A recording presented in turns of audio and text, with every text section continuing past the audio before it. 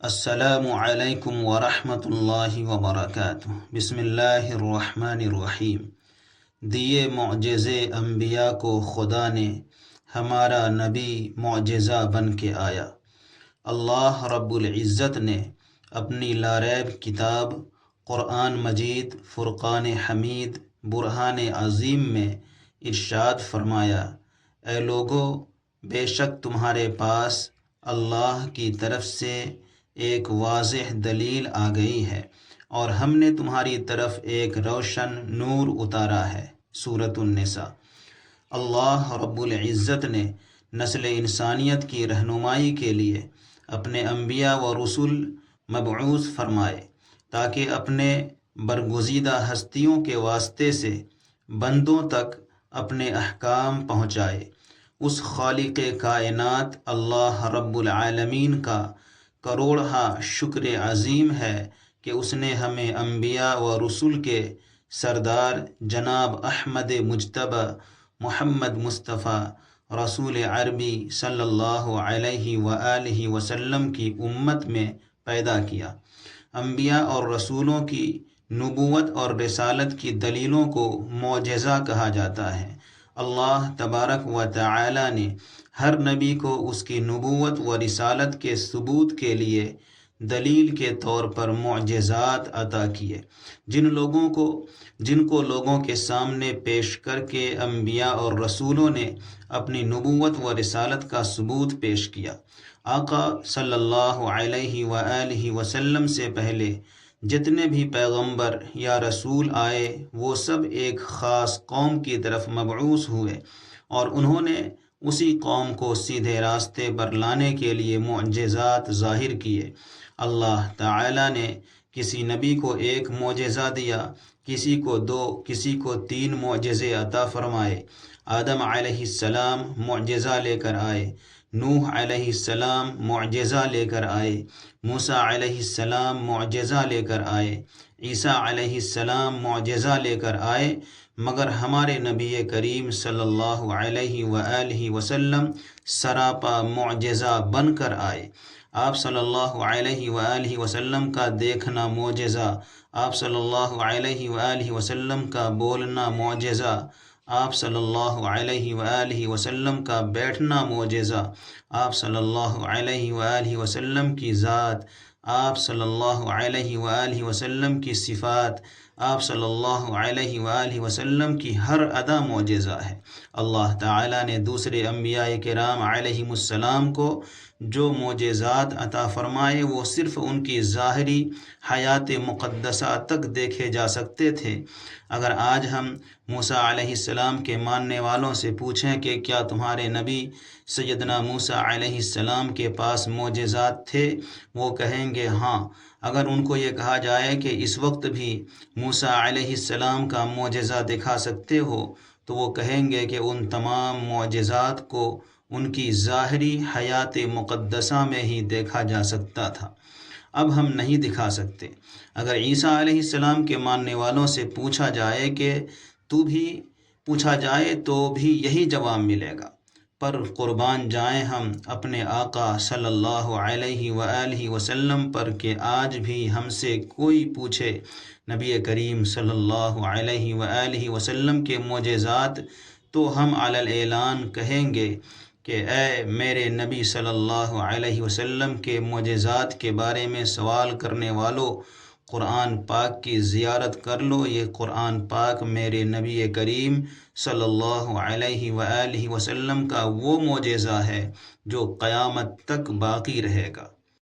قرآن پاک کا ہر لفظ، ہر شد و مد، زیر و زبر عظمت مصطفیٰ صلی اللہ علیہ وآلہ وسلم کی گواہ ہیں۔ معجزہ کی تعریف یوں بھی کی جا سکتی ہے کہ معجزہ اس امر کو کہتے ہیں جو مدعی نبوت کے ہاتھ پر ظاہر ہو اور تمام کل عالم اس کے معارضہ اور مقابلہ یعنی اس کے مثل لانے سے عاجز اور درماندہ ہو، تاکہ منکرین اور مخالفین پر یہ بات واضح ہو جائے کہ یہ شخص کوئی عام نہیں بلکہ خدا کا برگزیدہ ہے۔ آقا صلی اللہ علیہ وآلہ وسلم کی نبوت و رسالت چونکہ تمام عالم کے لیے ہے اور قیامت تک کے لیے ہے، اس لیے اللہ تعالی نے آپ صلی اللہ علیہ وآلہ وسلم کو جملہ اقسام عالم سے معجزات اور نشانات عطا فرمائے تاکہ عالم کی ہر چیز آپ صلی اللہ علیہ وآلہ وسلم کی نبوت کی دلیل اور برہان ہو، اور عالم کی کوئی نوع ایسی باقی نہ رہے جو آپ صلی اللہ علیہ وآلہ وسلم کی نبوت کی شہادت نہ دے۔ چونکہ آقا صلی اللہ علیہ وآلہ وسلم ساری کائنات کے لیے رحمت للعالمین اور خاتم النبیین بن کر آئے، اس لیے آپ صلی اللہ علیہ وآلہ وسلم کے معجزات بے شمار ہیں۔ حضرت عبداللہ ابن عباس رضی اللہ تعالی عنہ سے روایت ہے، وہ بیان کرتے ہیں کہ ایک اعرابی حضور نبی کریم صلی اللہ علیہ وآلہ وسلم کی بارگاہ اقدس میں حاضر ہوا اور عرض کیا، مجھے کیسے علم ہوگا کہ آپ اللہ تعالیٰ کے نبی ہیں؟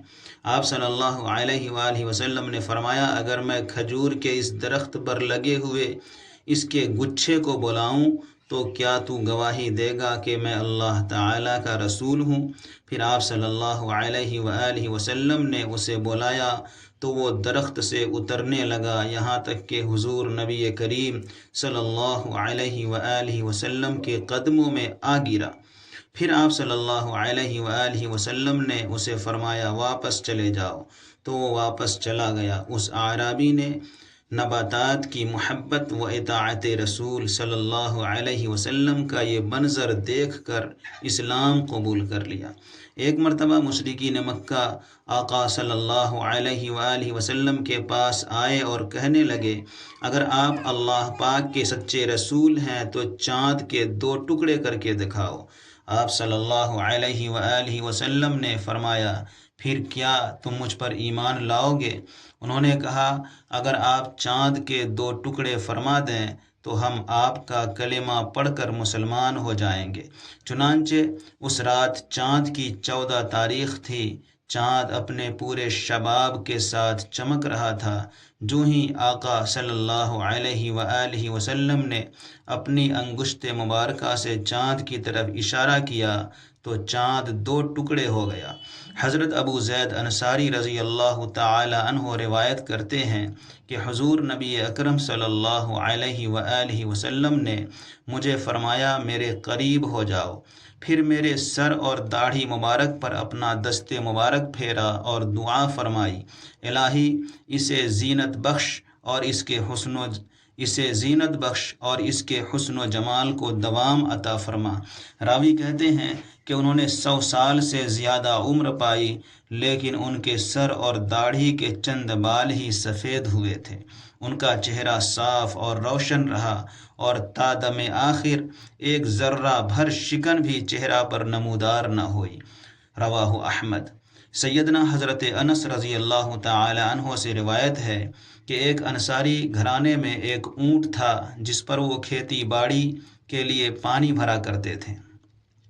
وہ ان کے قابو میں نہ رہا اور انہیں اپنی پشت پر پانی لانے کے لیے استعمال کرنے سے روک دیا۔ انصار صحابہ حضور نبی اکرم صلی اللہ علیہ وآلہ وسلم کی بارگاہ میں حاضر ہوئے۔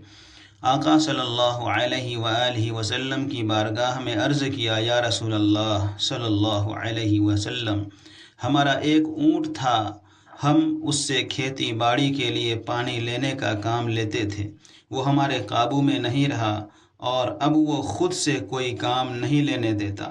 ہمارے کھیت کھلیان اور باغ پانی کی قلت کے باعث سوکھ گئے ہیں۔ قربان جاؤں اپنے آقا جناب محمد مصطفیٰ رسول عربی صلی اللہ علیہ وآلہ وسلم پر۔ آپ صلی اللہ علیہ وآلہ وسلم نے صحابہ کرام کو فرمایا، اٹھو۔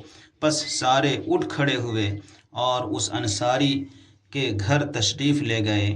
آپ صلی اللہ علیہ وآلہ وسلم احاطہ میں داخل ہوئے تو اونٹ جو کہ ایک کونے میں تھا، نبی کریم صلی اللہ علیہ وآلہ وسلم اونٹ کی طرف چل پڑے تو انصار کہنے لگے یا رسول اللہ صلی اللہ علیہ وآلہ وسلم، یہ اونٹ کتے کی طرح باولا ہو چکا ہے اور ہمیں اس کی طرف سے آپ پر حملے کا خطرہ ہے۔ حضور نبی کریم صلی اللہ علیہ وآلہ وسلم نے فرمایا مجھے اس سے کوئی نقصان نہیں ہوگا۔ اونٹ نے جیسے ہی آقائے دو جہاں سرور کون و مکان شافع روز محشر صلی اللہ علیہ وآلہ وسلم کو دیکھا تو آپ صلی اللہ علیہ وآلہ وسلم کی طرف بڑھا، یہاں تک قریب آ کر آپ صلی اللہ علیہ وسلم کے سامنے سجدے میں گر پڑا۔ حضور نبی کریم صلی اللہ علیہ وآلہ وسلم نے اسے پیشانی سے پکڑا اور حسب سابق دوبارہ کام پر لگا دیا۔